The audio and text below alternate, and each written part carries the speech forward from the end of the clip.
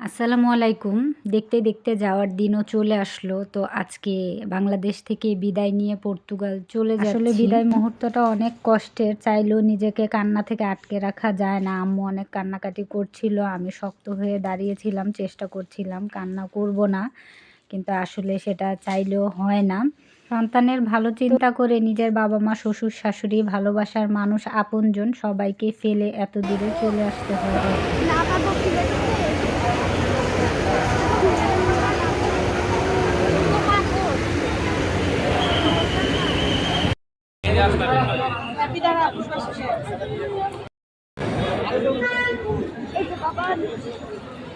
আসছে?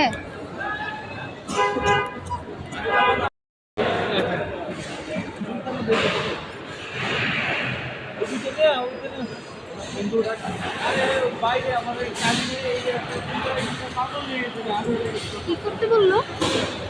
দাঁড়াতে।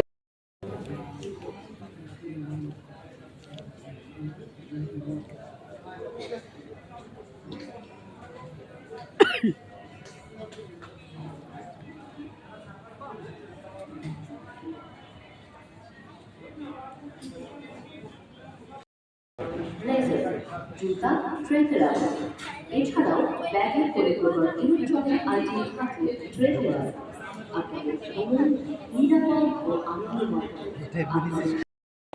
ল্যাপটপ, কি, coin, iPad, charger, power bank.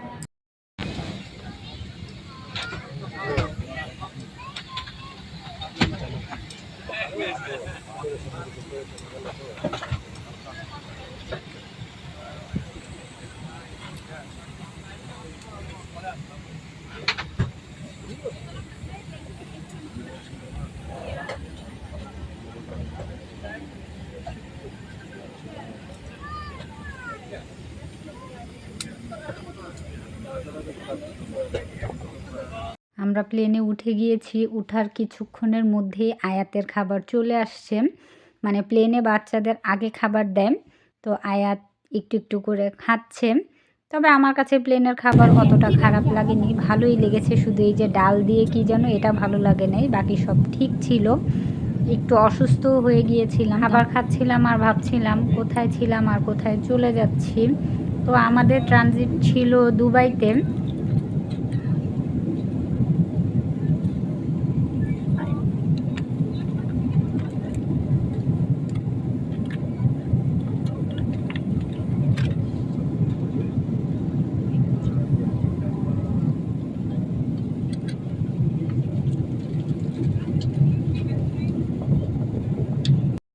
আলহামদুলিল্লাহ দুবাই নেমে গিয়েছি।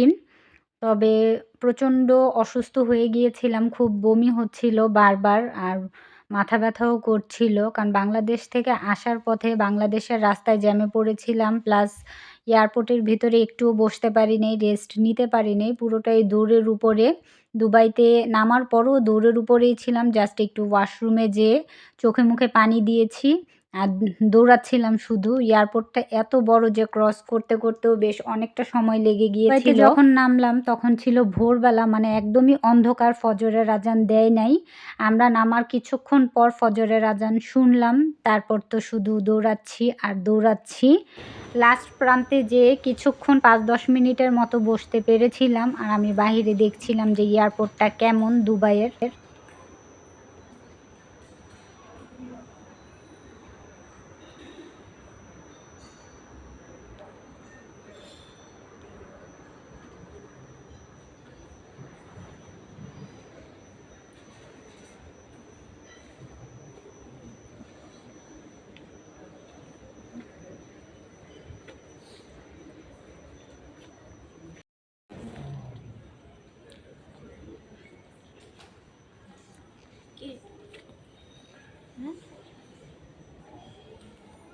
টায়ার্ড হয়ে গিয়েছে আয়াত, তাই না? এখন দুবাই টু পর্তুগাল, মানে দুবাই থেকে রওনা দিয়ে দিয়েছি পর্তুগালের উদ্দেশ্যে। তবে বাংলাদেশ থেকে দুবাই পর্যন্ত যে জার্নিটা ছিল খুবই বাজে। মানে আমি অসুস্থই ছিলাম ধরতে গেলে। সে কারণে হয়তো বা জার্নিটা আমার কাছে ভালো লাগে নাই। তবে দুবাই থেকে পর্তুগাল যে জার্নিটা করেছি সেটা বেশ ছিল, ভালো লেগেছে। এখন আল্লাহর নাম নিয়ে পর্তুগালের উদ্দেশ্যে রওনা হয়ে গেলাম।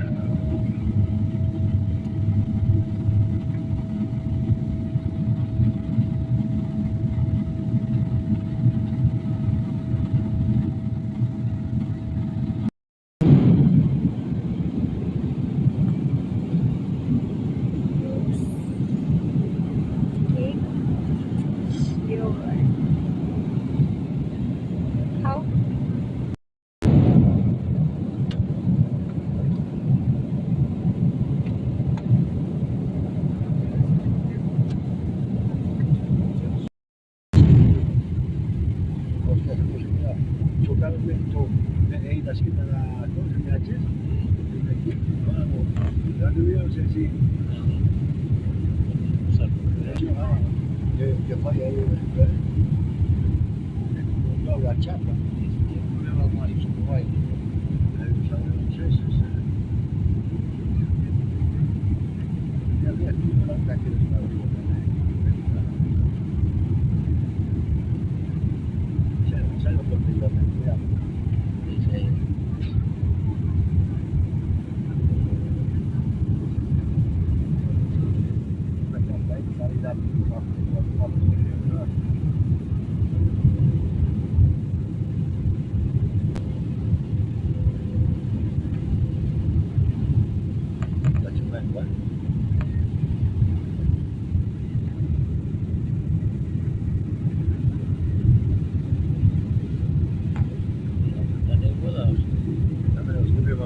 Pasado también por encima, ya van a tener uma funcionalidade, né?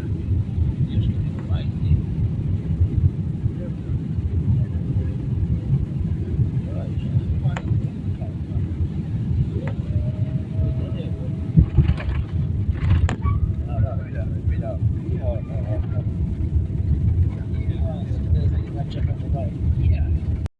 আলহামদুলিল্লাহ পর্তুগাল পৌঁছে গিয়েছি। আমাদের ২ টা ভাইয়া নিতে আসছিল।